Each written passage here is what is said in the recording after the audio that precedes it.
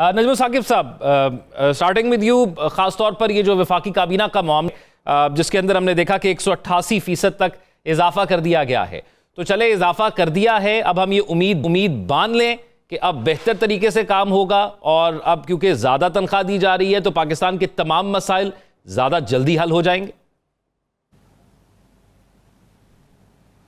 جب یہ اطلاع ملتی ہے ذوق کہ کوئی 181% جو ہے وہ تنخواہیں کابینہ نے بڑھائی ہیں، 160 تو پکا ہے، تو میں نے سوچنا شروع کیا کہ اس کی کیا وجوہات ہو سکتی ہیں۔ تو آپ حیران ہوں گے کہ مجھے ان کی 2-3 بڑی وجوہات سمجھ میں آئیں۔ سب سے پہلے، اس سے پہلے کہ وجوہات آپ کو بتائی جائیں، یہ میں بتاؤں کہ آپ مجھے یہ بتائیے آپ کا مسئلہ کیا ہے، آپ کیوں اس پروگرام کو اس ٹیگ لائن کے ساتھ کر رہے ہیں؟ آپ کا لینا دینا کیا ہے کابینہ کے ساتھ؟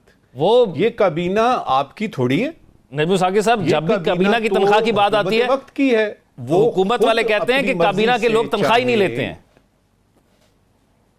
چھوڑیں جی، چھوڑیں، آپ ایسے ہی جلتے ہیں خواہ، آپ کو جلنے کی قطعاً ضرورت نہیں۔ مجھے یہ بتائیے 181 کی بجائے اگر 5000% وہ بڑھا لیں گے، کیا آپ کی قوت خرید پہ کوئی فرق پڑے گا؟ اچھا، میں اب آتا ہوں اس کی طرف کہ میں نے اس کی وجوہات ڈھونڈی ہیں۔ سب سے پہلے مجھے وجہ یہ پتہ لگی کہ پنجاب میں پارلیمنٹیرینز بڑھا رہے ہیں نا اپنی تنخواہیں، جی، پھر اس کے بعد پارلیمنٹ میں آ جاتے ہیں ہم، یعنی اس میں مرکز میں، اس میں ہم دیکھتے ہیں وہ بھی بڑھا رہے ہیں۔ تو کیبنٹ والوں نے سوچا ہوگا کہ وزراء تو ہم ہیں، مشیران تو ہم ہیں، منسٹرز آف اسٹیٹ تو ہم ہیں، ہم کیوں پیچھے رہ جائیں، تو انہوں نے بڑھا لیا۔ کیا مسئلہ؟ ایک تو وجہ یہ سمجھ میں آتی ہے۔ دوسری وجہ یہ سمجھ میں آتی ہے کہ سپریم کورٹ کے ایک بہت محترم جج نے کل فرمایا کہ جہاں تک کلائمیٹ چینج اتھارٹی کا تعلق ہے تو حکومت وقت کو چیتے کی سپیڈ سے کام کرنا پڑے گا۔ میں نے سوچنا شروع کیا کہ اب یہ جو کیبنٹ بنی ہے، یہ جو بہت زیادہ تعداد میں ہمارے وزیر اور مشیر آ گئے ہیں، اب یہ چیتے کی سپیڈ جو ہے اگر آپ کلائمیٹ اتھارٹی میں لگاتے ہیں تو گلیشیئرز کو تو پگھلنے سے یہ نہیں روک سکتے۔ گلیشیئرز تو پگھل رہے ہیں اور کلائمیٹ چینج کا تو ستیہ ناس ہو رہا ہے، اور آپ کی جو گلوبل وارمنگ ہے وہ بڑھ رہی ہے، اور آپ کا ستیہ ناس، اور اس کے بعد یہ کہ ڈونلڈ ٹرمپ کے آنے کے بعد امریکہ اس میں سے نکل رہا ہے، آپ اس کا کچھ نہیں کر سکتے۔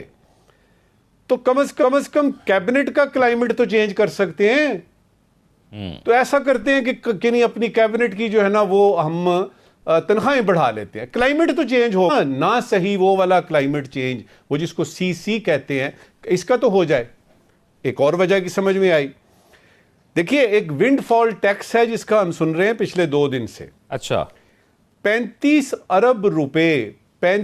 ارب روپے بینکوں نے جمع کرا دیے ہیں حکومت کے ایکسچیکر میں، حکومت کے خزانے میں۔ ونڈ فال ٹیکس ہوتا کیا ہے صاحب؟ اب میں سوچ رہا ہوں کہ یار یہ وجہ ہو سکتی ہے کہ یہ 35 ارب خامخواہی آ گئے ہیں نا کہیں سے، اس کا تو کوئی بجٹ میں نہیں تھا۔ جب بجٹ بنایا گیا تھا یہ تھوڑی تھا کہ 35 ارب روپیہ کہیں سے آ جائیں گے، تو یہ کہاں ٹھکانے لگائے جائیں؟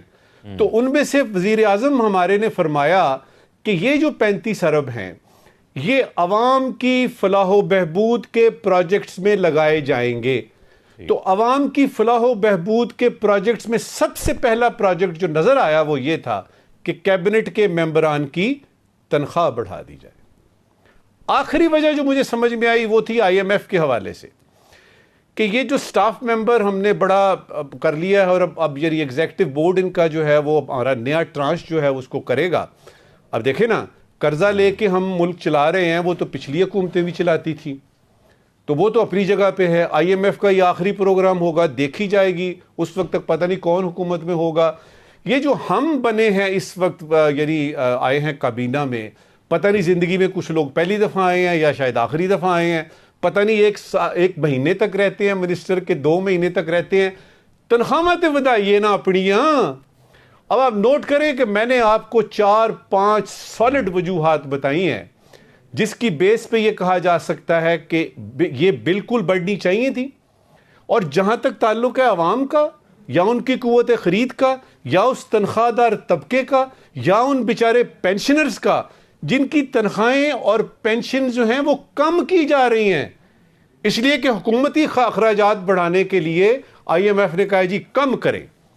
تو وہ جو آئی ایم ایف کی شرائط ہیں وہ پوری کی پوری عوام پہ تو آپ کی رائج ہوتی ہیں, لاگو ہوتی ہیں, لیکن اس کا اطلاق جو ہے وہ پارلیمنٹیرین پہ نہیں ہوتا اور وہ کیبنٹ پہ نہیں ہوتا. اور آپ کو پتہ ہے کیوں نہیں ہوتا؟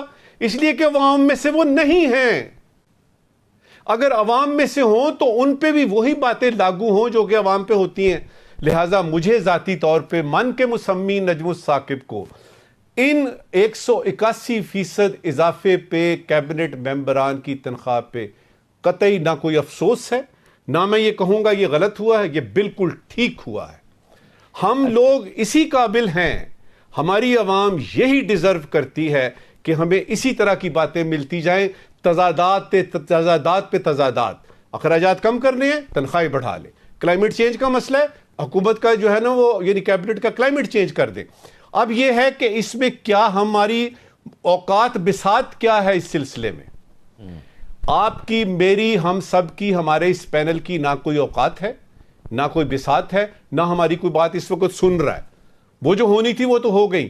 اس وقت کی آخری بات, وہ پی ٹی آئی جو کہتی ہے کہ حکومت یہ نہیں کر رہی, حکومت وہ نہیں کر رہی, مجھے یہ بتائیے گا کہ اس وقت جب کہ کیبنٹ کے ممبران نے اپنی تنخواہیں جو ہیں وہ خود ہی بڑھا لی ہیں, پی ٹی آئی کا یا اپوزیشن کا کیا سٹانس ہے؟